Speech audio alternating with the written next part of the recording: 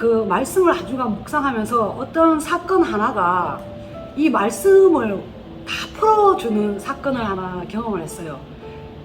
제가 우리 가족사를 좀 공개할 건데, 왜냐하면 어차피 이제 우리가 있는 환경이, 우리가 구원해야 될 그 환경이 우리 가족이고, 또 가족을 넘어서서 또 예루살렘과 그 유대와 사마리아 땅끝 이렇게 영역이 넓어지는 거잖아요. 그 제가 볼 때 말씀을 제가 묵상하면서 딱 드는 게, 보는 바 그 형제를 사랑하지 아니하는 자는 보지 못하는 바 하나님을 사랑할 수 없느니라. 이게 저는 그냥 처음에는 피상적으로만 생각했어요. 눈에 보이는 우리 형제 자매, 우리 성도들, 그리고 보지 못하는 하나님, 하나님 눈에 안 보이니까, 육으로 안 보이니까 영으로 봐야 된다, 그 뜻으로 딱 생각했는데, 어떤 사건이 있었냐면, 제가 우리 조카가 항상 제가 이야기했었는데요. 우리 조카가 한 5년 전에 정말 사랑하는 저의 그 바울에게 디모데 같은 제자가 있듯이, 저도 그렇게 생각한 저의 제자 삼고 싶은, 정말 3살 때부터 제가 업고 교회를 데리고 다녔던, 전도하려고 그 가정을 다 전도하기 위해서 그 조카를 업고 다녀서 그렇게 자라나서 정말 똑똑한 유능하게 잘 자랐어요. 근데 그 애가 딱 27살 되는 해에 교통사고 나서 정말 비참하게 교통사고를 당하고 하늘나라로 갔어요. 그러면서 하나님이 우리 조카가 하늘나라에 가는 거를 영안을 열어서 환상으로 보여주시더라고요. 그러면서 네가 이제 이 일을 계기로 이제 육으로 살지 말고 영으로 살아라. 그리고 말씀 묵상하게 되면 영의 사람이 된다. 그래서 이 화요 묵상반 훈련을 네가 목숨 걸고 해내라. 그게 조카가 하늘나라에 올라간 어떤 뜻도 있다. 그러면서 저한테 이렇게 화요 묵상에 대해서 하나님이 발목을 딱 잡아주셨어요. 우리 조카를 통해서. 그런데 제가 이제 우리 조카가 이제 3월 1일 날 교통사고가 났지만 9월 9일이 생일이에요. 그 생일 때도 그 엄마는 항상 딸을 가슴에 묻잖아요. 그리스도의 참 제자가, 저도 20년 동안 방황하다가 우리 교회에서 하나님의 말씀에 기둥이 서면서, 이게 그리스도의 참 제자구나, 그거를 제가 깨달아 가지고, 제가 이제 9월 9일 날 토요일이죠. 토요일 날 제가, 우리 언니는 그때 일이 있어서 저보고 이제 대신 가주면 고맙겠다 그래서, 그건 당연히 내가 간다 그래가 납골당에 납골묘가 있거든요. 거기에 비석도 하나님이 제가 만들게 했어요. 그게 비석이 어떤 내용이냐면, 하늘에서 다시 만나자, 이런 내용이 비석이에요. 그래서 저는 비석을 만들 때도 하나님께서 감동을 주셔가지고, 이 비석, 여기 오는 사람들이 다 하늘나라에 올 수 있도록 네가 그 돌에다가 그렇게 뭔가 의미를 새겨 넣어라, 그런 감동으로 이제 썼는데, 제가 9월 9일 날 원래는 오전에 가게 돼 있는데, 이상하게 이제 스케줄이 이상하게 돼서 오후에 아예 한 4시 넘어서 가게 됐어요. 저희 남편이랑 가게 됐는데, 거기에서 우리 조카의 이 아빠가 오래전에 이제 이혼을 했어요. 우리 언니하고 이혼을 했는데, 그 형부를 6년 만에 만나게 됐어요. 그 장례식 때 한번 보고, 그 중간에 한 번도 못 보고 그날 딱 만나게 된 거죠. 타이밍에. 그래, 참 절묘한 타이밍이다. 그래서 이제 그 묘비 앞에서, 그 납골묘 앞에서 어떻게 지내냐 안부도 묻고 막 이렇게 했는데, 알고 보니까 그 형부가 이제 간경화 왔고, 또 냄새가 나는데 병원 냄새가 확 나더라고요. 그리고 6개월마다 한 번씩 검사를 계속 받아야 되고, 또 자기는 이제 자기가 죽으면 하여튼 그런 이야기도 하고, 또 항상 사죄하는 마음으로 자주 왔다 하더라고요. 그 자기 딸 묘에 와서 항상 생화를 준비해서 갖다 놨는데, 생화가 있으면 내가 왔다 갔는 줄 알아라, 처제. 그러면서 저하고는 참 나쁘지가 않았어요, 사이가. 이제 그래서 그러니까 그래가지고 저는, 그렇지만 우리 우리 언니의 가족사에 보면 우리 조카가 있지만 늦둥이 아들이 있어요. 그 아들은 1살, 2살 때 이혼을 했기 때문에 그 아들은 아빠에 대한 추억이 전혀 없어요. 그렇다고 우리 형부가 양육비를 준 것도 아니었거든요. 그래서 그 아들이 19살이 됐어요. 지금 18년 동안 아빠가 한 거는 거의 없어요.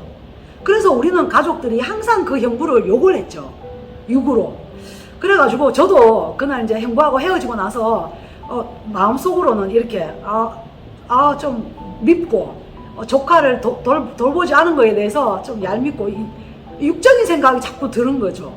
그런데 하나님이 이 묵상을 계속하고 있는 가운데 저녁에 저한테 네가 왜 그 영혼을 육으로 보냐, 영으로 보라고 목사님이 항상 하나님이 계속 그렇게 훈련하지 않느냐, 영으로 봐라. 그래서 제가 강하게 이렇게 머리에 해머에 뭐 하나 맞은 것 같이 내가 육으로 봤구나. 그러면서 제가 형부한테 전화를 했어요. 형부 요즘 어떠냐, 이렇게 여러 가지 이야기를 하면서 갑자기 떠오른 생각이, 형부 이제 그 아들을 다시 보고 싶냐 하니까 당연하지, 내 핏줄인데 이러더라고요. 그러면 아들한테 이제 용돈을 붙여줘라. 왜냐하면 양육비를 못 줬기 때문에 그 아들이 아빠에 대한 추억이 없지 않느냐.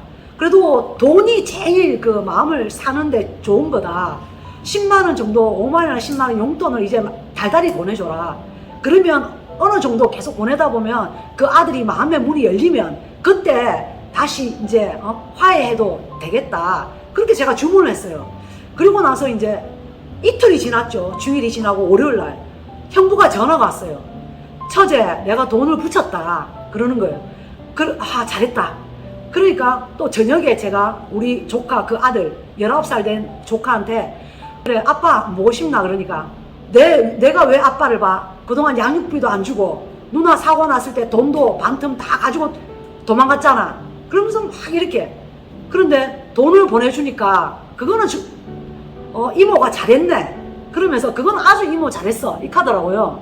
근데 걔가 뭐 돈이 크게 없어서 그런 건 아니고 마음속에 뭔가 이제 사랑이 필요한 거죠. 아빠의 사랑. 근데 그걸 받지 못했기 때문에 나중에 제가 그랬어요. 나이가 들면 그 아빠 생각나면 이모한테 이야기해라.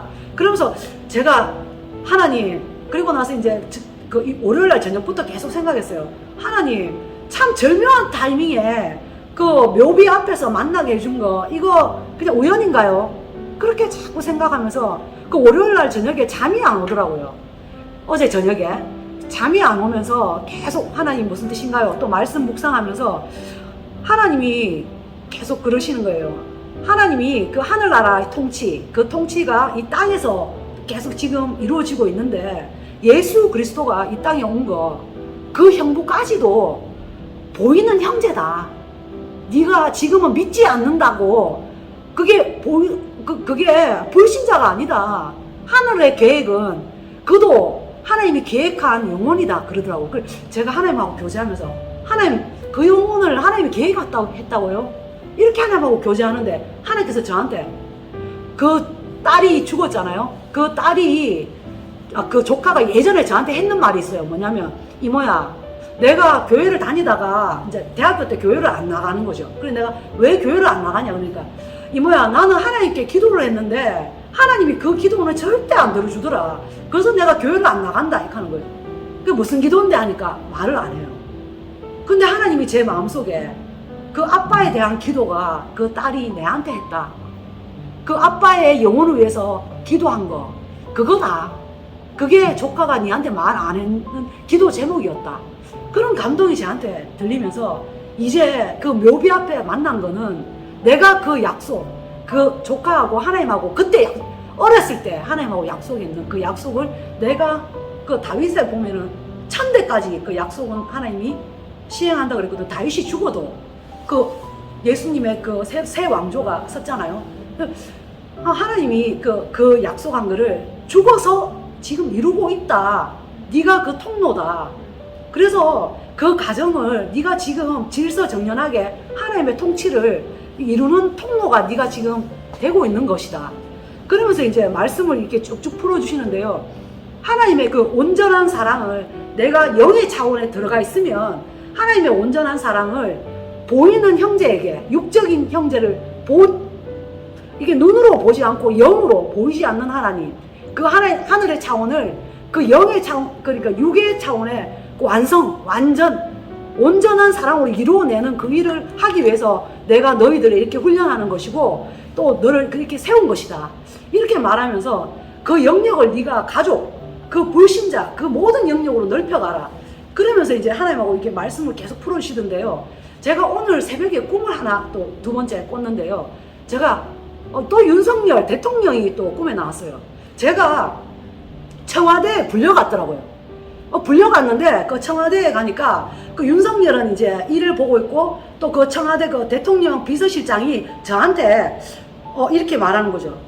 지금 그 대통령이 지금 나라를 순방하고 있는데 순방하는 그 자리에 대통령 뒤따라 가야 된다. 제가요? 하니까 맞다고. 대통령이 나가면 뒤에 바로 서서 따라가야 되는데 지금 오다가 왔는데 지금 저를 위아래로 딱 쳐다보더니 옷은 됐는데 신발은 좀 바꿔 신어야 되겠다 이러는 거예요. 꿈에 너무 생생하죠. 그러면서 전화를 다 하는 거죠. 전화를 딱 하는데 어디에 전화하냐면 이 세계적인 명품 신발 만드는 그 회사에다가 전화를 지금 딱 하면은 바로 신발이 온다는 거죠. 그래서 제가 저는 245회예요 이 말을 딱 하니까 알았다 그러면서 바로 전화를 해가지고 딱 주문을 하더라고. 주문을 딱 하고 장면이 또 확 바뀌었어요. 바뀌면서 그 대통령이 또 이렇게 일정을 마치고 나면 회식하는 그게 있는데 거기에 회식을 대통령이 너무 좋아하는데 그 자리에 나와 또 내 친지 아는 그 지인들 다 초대해라 그런 거죠. 그래서 제가 다 초대를 했는데 거기 보니까 우리 식구들도 있고 또 우리 묵상 나눔하는 이 식구 교회 사람들도 있고 막 있어요. 그 대통령이 딱 오는데 윤석열 대통령이 너무 좋아하는 거죠. 그래가지고 우리가 먹고 마시고 막 이렇게 만찬을 막 벌이는데 제가 너무 그 꿈속에서 너무 행복해가지고 그 꿈이 깨기가 싫은 거죠. 그래가지고 오늘 일어났는데 하나님 이 꿈들은 참 재밌네요. 이게 하나님이 주신 이 하나님의 영적인 일, 영혼 구원하는 것, 또 하늘의 통치가 땅에서 보이는 세계에 이렇게 보이지 않는 영의 차원이 보이는 세계에 이렇게 아주 긴밀하게 지금 하나님이 통치하는 것들이 이렇게 이루어지는 것을 저는 보면서 꿈 해몽은 목사님이 좀 해주셨으면 좋겠어요. 그래서 저는 정말 요한 1서의 이 말씀들을 정말 너무 그 사건을 통해서 깨달아가지고 어떻게 다 말로 표현이 안 됩니다. 감사합니다.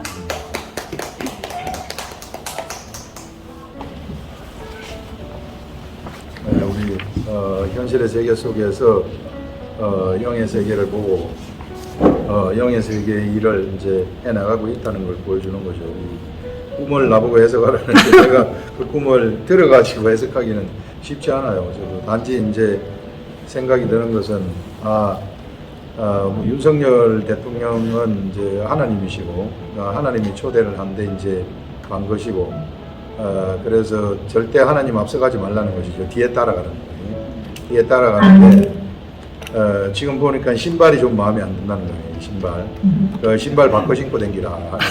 이런 것들 이제 옷이라든지 이런 것들 예수 그리스도로 옷 입고 이런 것들은 다 돼가지고 있는데 요 신발이 좀 이게 문제가 있으니 이게 복음에 예비한 신발이거든요. 이게 그래서 이제 그 신발만 이제 주문을 해놨다고 하니까 이제 곧 올 것으로 생각이 듭니다. 아멘. 곧 오면은 이제 그거 바꿔 신고 댕기면은 아주 이제 딱 맞는 이런 일들이 일어나지 않겠는가 하는 이제 그렇게 이제 해석을 할 수 있을 것 같아요.